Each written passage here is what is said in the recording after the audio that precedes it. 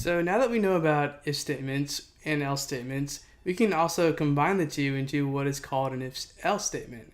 And what this does is it allows us to have another condition to check for before the code evaluates the final else statement. So in our case, we're checking if you're older than 21, you can either have a beer or have a soda. But what if we wanted to add another condition to this check and say if you are less than 6 months old, which would be 0.5 in our case, then you can have some milk because babies can't really have soda yet. So here's how we would go about doing that. So the check that we want to do is going to be after the first initial check, which says if my age is greater than or equal to 21. Now, we don't want to put this check after the else statement because the else statement is always going to be the last conditional check which is executed.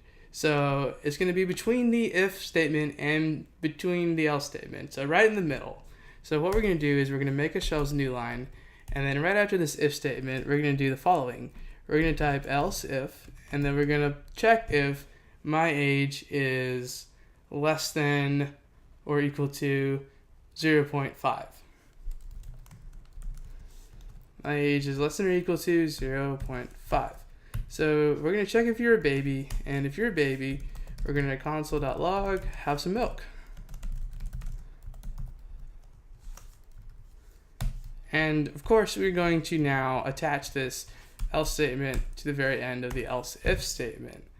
So now when we run this code, we will see that since my age is 20, it's going to execute the have a soda part. But if I set my age to a value like 0.5, it will execute the have some milk part. So let's try this real quick. In the console, I run it and it says have some milk because my age is indeed less than or equal to 0.5.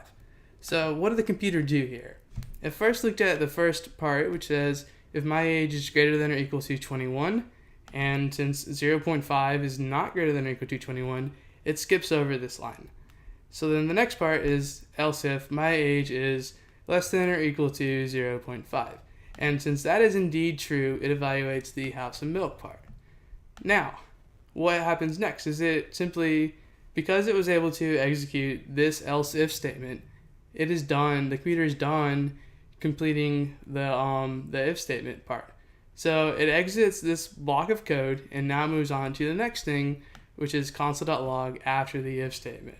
So what happened here was it executed this console.log have some milk statement, but this else statement, this code was skipped over because there was no need to execute it anymore.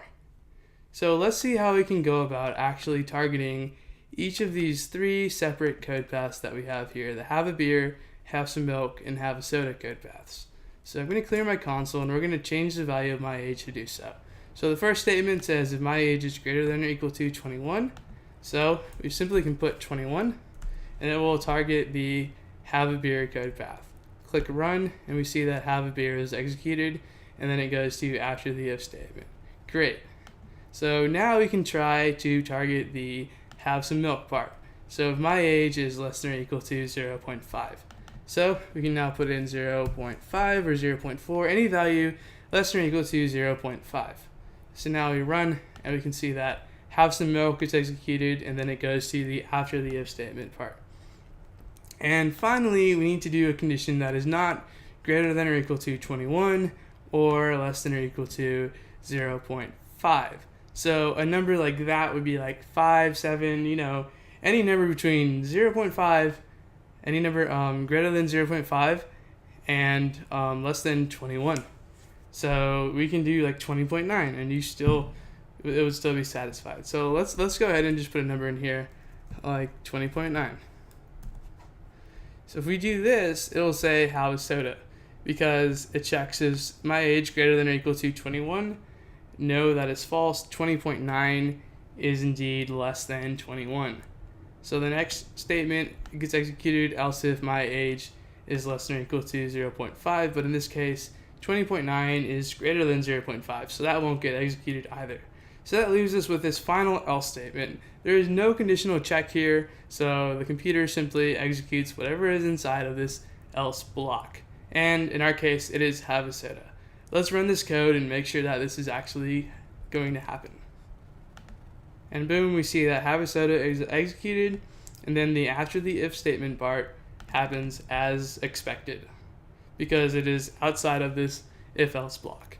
So now you have learned how conditional checks work in programming.